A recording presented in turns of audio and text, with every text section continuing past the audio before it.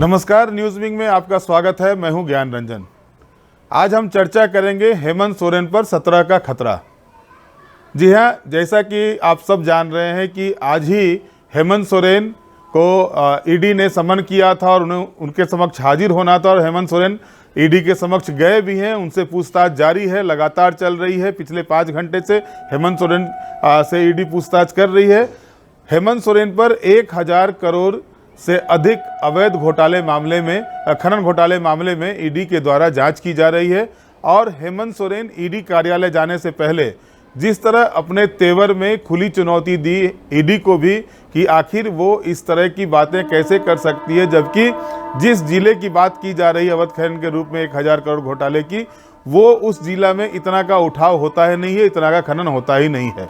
इसके अलावा उन्होंने और भी कई राजनीतिक बातें भी कही। हमारे साथ हैं हमारे संपादक शंभुनाथ चौधरी जी, उनसे जानते हैं कि ईडी कार्यालय जाने से पहले जिस तरह से प्रेस कॉन्फ्रेंस के समय मुख्यमंत्री हेमंत सोरेन ने एक रूप दिखाया था अपना, वो चाहे वो राज्यपाल के खिलाफ हो, ईडी के खिलाफ हो और उनकी विरोधी पार्टी भाजपा के खिलाफ हो, ये क्या दिखाता है और झारखंड की राजनीति में इसका क्या असर होने जा रहा है। शंभू जी, हेमंत सोरेन कल ही तय हो गया था कि उनको आज ईडी के सम्मन पर वो जाएंगे। इसके बाद वो अचानक आईपीआरडी से आती है कि 10 बजे मुख्यमंत्री ने प्रेस कॉन्फ्रेंस रखा है और उससे पहले वो अपने कई विधायकों मंत्रियों से मिलते हैं। और प्रेस कॉन्फ्रेंस में जिस तरह से उन्होंने राज्यपाल हों जो संवैधानिक प्रमुख हैं राज्य के, ईडी हो जो अभी जांच चल रही है, ईडी जो जांच कर रही है 1000 करोड़ अवैध खनन घोटाले की, और उनकी वायरल जो राइवल पार्टी है भाजपा, इसके खिलाफ किस रूप में देख रहे हैं तीनों चीज़ को एक साथ? देखिए, हेमंत सोरेन के सामने जो चुनौती है उसका मुकाबला वो 2 स्तरों पर कर रहे हैं। एक तो वो जैसे ईडी ने जो समन भेजा है, ईडी की जो पूछताछ होगी, ईडी ने जो क्वेश्चनर तैयार किया है उसका जवाब देंगे। जो कानूनी तौर पे राहत की बात हो सकती है या कानूनी तौर पे जो सवाल पूछे जाएंगे उनके जो जवाब होंगे वो देंगे। दूसरी लड़ाई है हेमंत सोरेन की पब्लिक परसेप्शन की। दूसरे स्तर पे जो जवाब दे रहे हैं वो पब्लिक परसेप्शन क्रिएट करने की। यही वजह है कि ईडी के ऑफिस में हाजिरी लगाने से पहले हेमंत सोरेन ने एक प्रेस कॉन्फ्रेंस की और सार्वजनिक तौर पर अपना स्टैंड सामने रखा। ये बताने की कोशिश की, अपने लोगों तक ये संदेश पहुंचाने की कोशिश की कि ईडी ने जिस मामले में मुझे समन किया है वो मामला ही पूरी तरह निराधार है। हेमंत सोरेन ने अपने पक्ष में आंकड़े भी पेश किए। उन्होंने बताया कि पूरे राज्य में साल भर में 9000 मीट्रिक टन पत्थर का खनन होता है। इससे जो रॉयल्टी हासिल होती है, खनन विभाग के आंकड़ों का हवाला दिया उन्होंने और कहा कि उसका 20% जो है वो साहेबगंज से निकलता है। जो पूरा खनन होता है उसका 20% हिस्सा अकेले साहेबगंज जिले से निकलता है। मतलब 900 करोड़ का 20% अगर मान लें 180 करोड़, तो 180 करोड़। अब उनका कहना है कि 180 करोड़ का लीगल खनन होता है पत्थर का, या उससे रॉयल्टी हासिल होती है। लेकिन ईडी जो है उसने आरोप पत्र में या उसने जो स्टेटमेंट जारी किया है उसमें कहा है कि 1000 करोड़ का घोटाला हुआ है। हेमंत सोरेन कहते हैं कि 29 दिसंबर 2019 से उन्होंने जब से सीएम का पदभार लिया, मतलब 2 साल हुए करीब, इन 2 सालों में, हाँ 3 साल, इन 3 सालों में नहीं 21 और 21-22 की बात है, 22 की बात है। 2 साल का आंकड़ा ही पेश कर रहे हैं क्योंकि ईडी ने भी जो दावे किए हैं इन्हीं 2 साल के खनन के आधार पर किए हैं। तो उनका कहना है कि जितने बड़े पैमाने पे खनन की बात कही जा रही है उसकी ट्रांसपोर्टिंग, अगर उसमें अगर 2000 रेलवे रैक भी लगेंगे, 4500 ट्रक भी रोज अगर ढोएंगे, तब भी ये आंकड़ा जो है वो पूरा नहीं हो सकता है कि अवैध खनन हुआ तो कहाँ गया, और इतने बड़े पैमाने पे निकासी नहीं हो सकती है। हालांकि हेमंत सोरेन इस बात को भी स्वीकार करते हैं, इस बात को भी साथ साथ स्वीकार करते हैं कि अवैध खनन हो रहा है, इसी तरह हो रहा है जैसे दूसरे राज्यों में हो रहा है और हमारी सरकार इसको रोकने के लिए कदम उठा रही है। वही चीज़ मैं याद दिला रहा हूँ शंभू जी आपको कि जिस बात को हेमंत सोरेन रख रहे हैं कि हमारे जो जिला खनन पदाधिकारी के द्वारा या खान विभाग के द्वारा जो आंकड़ा दिया गया है कि इतना 180 मीट्रिक टन का ही वहाँ से उत्पादन हुआ होगा जो अब तक का है, सारे चीज़ को मान लिया जाए। लेकिन उन्हीं की भाभी सीता सोरेन, उन्हीं के विधायक लोबिन हेम्ब्रम, इन्होंने सीधे तौर पर आरोप लगाया था कि साहेबगंज में भारी मात्रा में अवैध खनन हो रहा है। नहीं, अवैध खनन की बात से हेमंत सोरेन भी इनकार नहीं कर रहे हैं। वो कह रहे हैं कि जैसा बाकी राज्यों में जो खनिज संपदा संपन्न बाकी राज्य है, हाँ, उसके आंकड़े नहीं है। लेकिन वो कहते हैं कि ईडी की जो चार्जशीट है, वो बोलते हैं अवैध खनन से इनकार नहीं करते हैं पूरी तरह, लेकिन वो कहते हैं ये जो आंकड़े हैं 1000 करोड़ का, ये राज्य की छवि को आप धूमिल कर रहे हैं। और ये ईडी जैसी एजेंसी से इस बात की अपेक्षा नहीं की जाती कि वो इस तरीके से बेसलेस आरोप लगाएगी। ये हेमंत सोरेन के शब्द हैं, मैं अपनी तरफ से कोई बात नहीं। बिल्कुल, लेकिन इसी में आप इस चीज को जोड़ के देखिए ना कि भाई आज ईडी कह रहा है तो आप कह रहे हैं वो बेसलेस आरोप लगा रहा है, लेकिन हाउस के भीतर, विधानसभा के भीतर आपके विधायक चिल्ला चिल्ला के कह रहे थे कि वहाँ पर गाड़ी की लाइन लगी रहती है, साहेबगंज में फेरी के माध्यम से अवैध सामग्री को बिहार भेजा जा रहा है। उनकी जो भाभी हैं सीता सोरेन, वो लगातार इसका विरोध कर रही थी। तो जाहिर है कि हेमंत सोरेन अभी सरकारी आंकड़ा पेश कर रहे हो, लेकिन ईडी भी कुछ पुख्ता रखी होगी मामले को, जो वो चार्जशीट दायर की हुई है। अब इस पर सवाल ये उठ रहा है कि जो 200 जैसा आ रहा है कि 200 सवालों का जो चार्जशीट तैयार करके पूछताछ के लिए सूची बना के रखी गई है, इस पर क्या लगता है कि आज जो चल रहा है ये आज पूरा होगा या फिर हेमंत सोरेन को और भी दिन ईडी के दफ्तर का चक्कर लगाना पड़ेगा? देखिए, सबसे पहले आपने जो बात कही मैं उस पर कहूँगा कि सीता सोरेन हेमंत सोरेन की भाभी हैं, लोबिन हेम्ब्रम उनकी पार्टी के वरिष्ठ विधायक हैं। इन दोनों ने विधानसभा में सवाल उठाया और कहा कि अवैध खनन बड़े पैमाने पे हो रहा है। साहेबगंज नहीं बल्कि और कई जिलों की बात, पाकुड़ की बात उठाई थी। एक बात और भी है, ये बात सर्वविदित है कि ये अवैध खनन सिर्फ हेमंत सोरेन के कार्यकाल में शुरू हुआ, ऐसा भी नहीं है।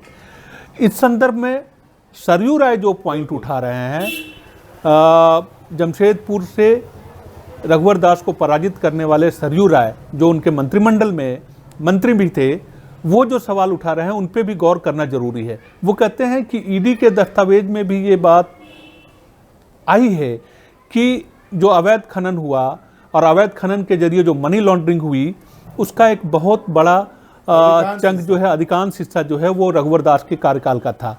तो रघुवर दास को क्यों नहीं बुलाया जा रहा है? दूसरी तरफ रघुवर दास जो है वो हेमंत सोरेन पर कार्रवाई होता देख जो है वो भी आक्रामक है और वो कहते हैं कि हेमंत सोरेन को उनकी करनी का परिणाम मिल रहा है।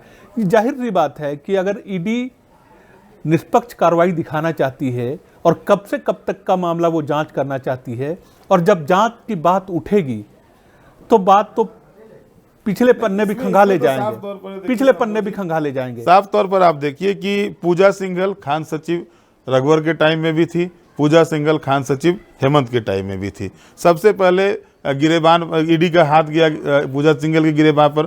तो जाहिर है कि जब जांच अगर सही मायने में पूरी तरह से जांच हो तो वो कार्यकाल जो रघुवर के समय जो उसका कार्यकाल था 2018-19 का, पूजा सिंघल का जो खान सचिव कार्यकाल था, और उसके बाद इधर 19-20 और 21 का जो कार्यकाल था, इसकी भी जांच होगी। तो सरयू राय जो सवाल उठा रहे हैं वो तो सामने आएगा ही, लेकिन सवाल यही तो उठ रहा है कि आखिर ईडी जांच जब कर रही है, पूजा सिंघल के मार्फत से ही जब इस मामले को लेके आगे बढ़ा गया है, तो उसमें तो रघुवर दास का भी आना लाजमी दिख रहा है। आपको इसमें क्या दिख रहा है? नहीं, बिल्कुल, ये रघुवर दास की ही सरकार थी जिन्होंने पूजा सिंघल को क्लीन चिट दिया था। इस घोटाले की जांच जो है, खनन घोटाले तक जांच जो पहुंची वो मनरेगा घोटाले से शुरू हुई। मनरेगा घोटाले में सबसे पहले पूजा सिंघल बनी और उनको क्लीन चिट देने जब मिला था तब रघुवर दास मुख्यमंत्री थे। तो ये सवाल है कि जब जांच उठेगी तो जांच किसी आप 2019 से शुरू करेंगे या इससे पहले भी जाएंगे, और पहले तो जाना होगा, नहीं अन्यथा सवाल उठेगा। अदालत में भी ये मामला उठेगा।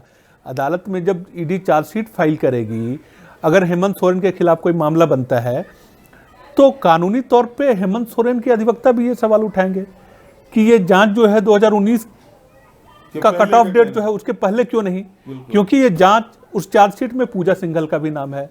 पूजा सिंघल कैसे उनको सरकार ने क्लीन चिट दी, ये बात उठेगी तो जाहिर है कि बात निकलेगी तो दूर तलक जाएगी और पिछले पन्ने भी खंगाले जाएंगे, पुरानी हिस्ट्री भी खंगाली जाएगी। नहीं, सरजू राय जी के ट्वीट को आप देखेंगे, उसमें एक बात और दिया गया है कि प्रेम प्रकाश के टाइम में सबसे ज़्यादा ढुलाई, रैक की ढुलाई रेलवे के माध्यम से हुई, प्रेम प्रकाश ने करवाया था रघुवर दास के टाइम में। बिल्कुल बिल्कुल, यही बात तो है। ये बात जो सरयू राय उठा रहे हैं, देखिए चारा घोटाले का भी जो मामला हुआ था उसको उजागर करने में सरयू राय की एक बड़ी भूमिका रही थी। और हाँ, और सरयू राय ये मुद्दा लगातार छोड़ने वाले नहीं है। रघुवर दास से उनकी राइवलरी जो है वो जगजाहिर है और ये मुद्दा जो है वो बार बार विभिन्न तरीके से उठा रहे हैं, रिकॉर्ड में ला रहे हैं, ट्वीट कर रहे हैं, ईडी को पत्र लिख रहे हैं और बहुत संभव है कि न्यायालय में भी वो ये मामला लेकर जाए। तो ये तय है कि अगर ये कार्रवाई अगर बढ़ी आगे तो पीछे के भी इतिहास में जो लोग मुजरिम साबित होंगे उनके लिए भी मुश्किलें जो है खड़ी होंगी। अब हम लोग मूल सवाल पर आते हैं। जो 17 का खतरा मंडरा रहा है हेमंत सोरेन पर, ये राजनीति किस ओर जाता दिख रहा है झारखंड का आपको? क्या ये संभावना व्यक्त की जाए कि झारखंड को प्रथम महिला मुख्यमंत्री मिलने की संभावना है? देखिए, राजनीतिक तौर पर मुझे इस गठबंधन के लिए तो कोई खतरा नहीं कर रहा। राजनीतिक तौर पर हेमंत सोरेन स्कोर कर रहे हैं। आप इस बात को समझिए कि आज जिस तादाद में उनके समर्थक राजधानी में मौजूद हैं और जो जिस तरीके से जो तेवर है उनका, तो ये बात तय है कि हेमंत सोरेन ने हाल में कई सारे ऐसे लोकप्रिय फैसले लेकर संदेश दिया है और अपने लोगों को ये बताया है कि भाई हम 1932 के खतियान के को सरजमीन पर उतारने वाले हम ही हैं। उसको 27% 26% आरक्षण ओबीसी को देने वाले हम ही हैं। तो इस तरीके के फैसले लेकर भाजपा ने, या कहें कि ये जब से ये प्रकरण चल रहा है, हेमंत सोरेन को अपने इर्द गिर्द गिरते हुए खतरों का एहसास था और इस वजह से उन्होंने पॉलिटिकल बैटिंग बहुत शानदार की है। पॉलिटिकल बैटिंग बहुत शानदार की है और वो भाजपा के ऊपर स्कोर कर रहे हैं।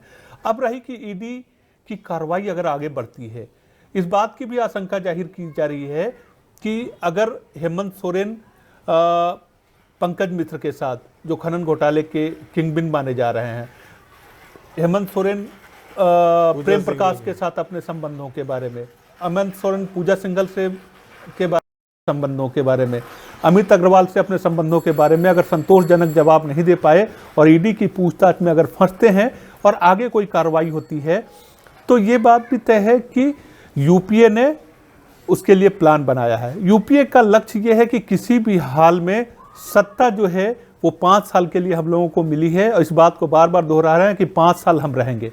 अभी नेतृत्व परिवर्तन की कोई बात नहीं हो रही है या सामने नहीं आने दी जा रहा है, लेकिन अंदर से ये प्लान जरूर है। एक नाम उछल रहा है कि कल्पना सोरेन बिहार का मॉडल, जो लालू यादव ने मॉडल अपनाया था। मेरी कुछ विधायकों से बात हुई, जो यूपीए के विधायक हैं, उनसे बात हुई। हालांकि खुल के नहीं कह रहे हैं, लेकिन जब मैंने उनसे सांकेतिक रूप में ये सवाल किया कि क्या झारखंड को प्रथम महिला मुख्यमंत्री मिलने जा रही हैं, तो उन लोगों का ये कहना था इस बात से इनकार भी नहीं किया जा सकता। हाँ, ठीक बात है और ये कोई अप्रत्याशित भी नहीं होगा।